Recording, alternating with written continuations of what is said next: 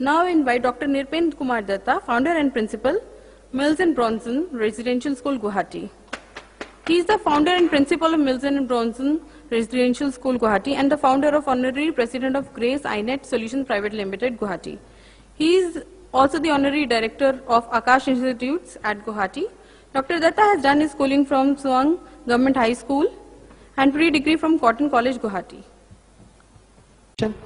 We now have Dr. Datta from the Northeast. Now the Northeast is a place where very few of us do fully understand what happens, the seven sisters and everything else. We know about the Brahmaputra, we know about floods, we know something about our neighbors. Dr. Datta is running the first exclusive public school modeled residential school in the Northeast. And let's hear what are his struggles and how he looks at the nurturing of the school leaders for tomorrow. Please put your hands together for Dr. Datta. Time starts now, sir. Respected Colonel Sekhar, esteemed members in the dais and the distinguished gathering. I'll delve on this school leadership and management styles.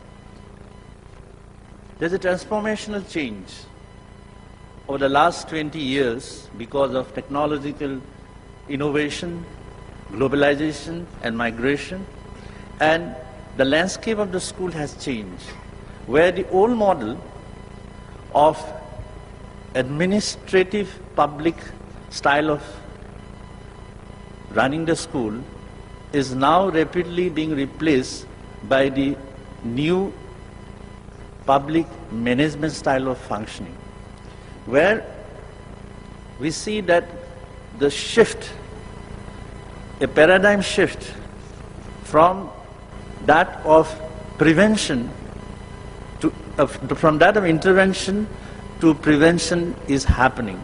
And how do different institutions need to address to this change, and how the school leadership has to really transform to meet up to this transformational change, which is characterized by market-like mechanisms, by managements which have become more flatter, decentralization, and more of compliance and more of accountability. Now, what is this change? I could identify not less than 13 of these changes from 20th century learning to 21st.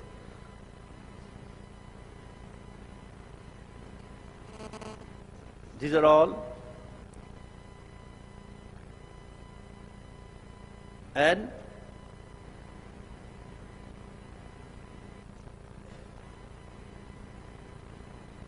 these are all, which needs no explanation because we all are aware of.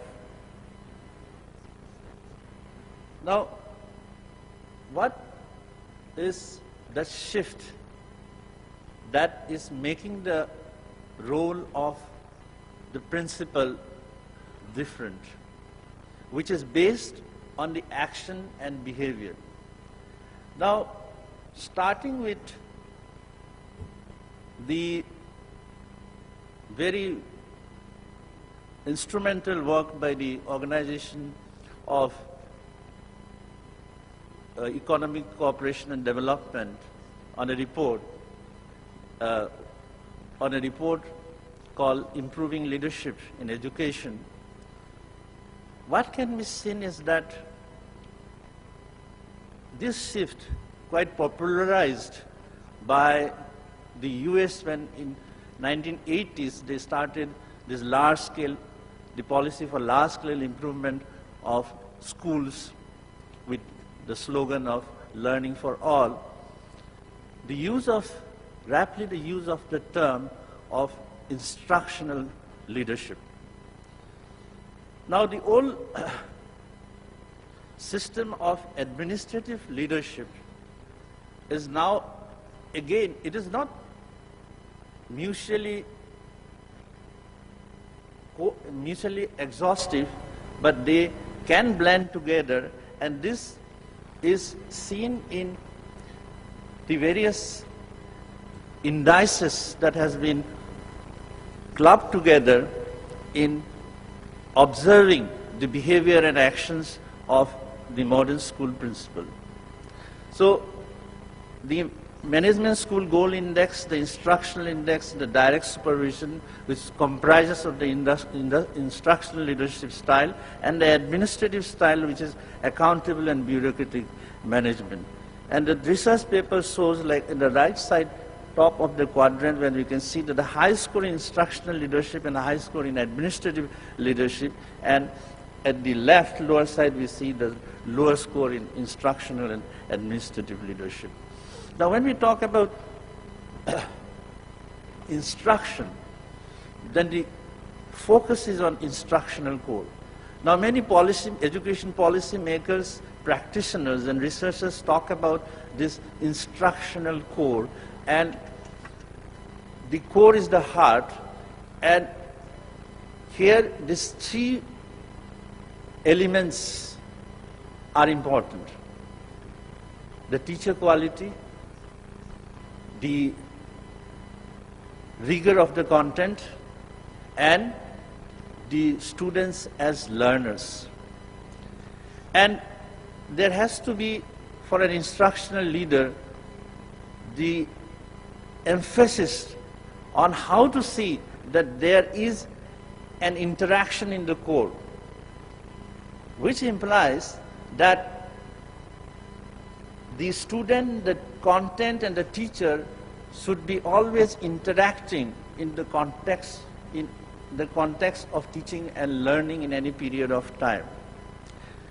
It is observed that in many cases that in schools there is in lower classes especially, there is a interaction between the student and the teacher, but content is not much there. In the senior classes, it is seen that there's an interaction between the teacher and the content. The teacher is seen to be giving an intellectual workout in front of the students, but everything is going over the head. So any investment in the content, or any investment in the teacher, and any investment in the students has to happen all together. If the quality of the content is rigorous, then teacher training is required, and if the teacher training happens, the students also has to be trained and motivated in such a way through scaffolding and other means, so that they are able to understand the curriculum rigor, not just not just to find the correct answer. Otherwise, what is hoped for will not be achieved. So,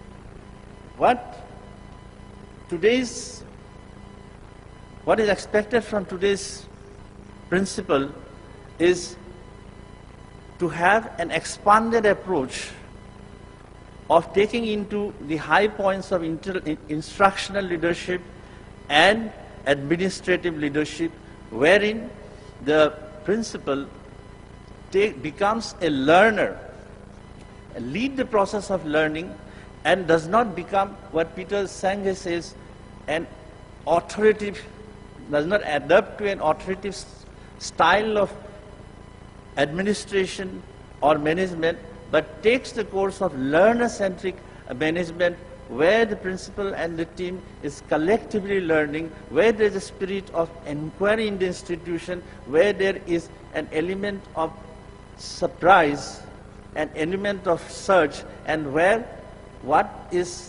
who is learned is not important. What is important is that it is seen that everyone is acting as a learner, and everyone is looking for something where the answer can come only through collaborative and collective enterprise.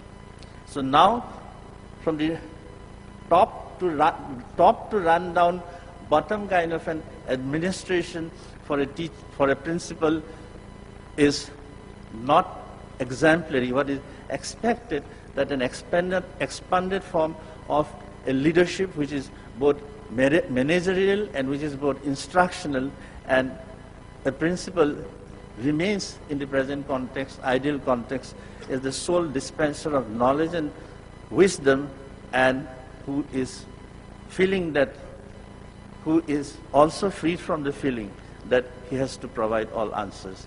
Thank you for the patience.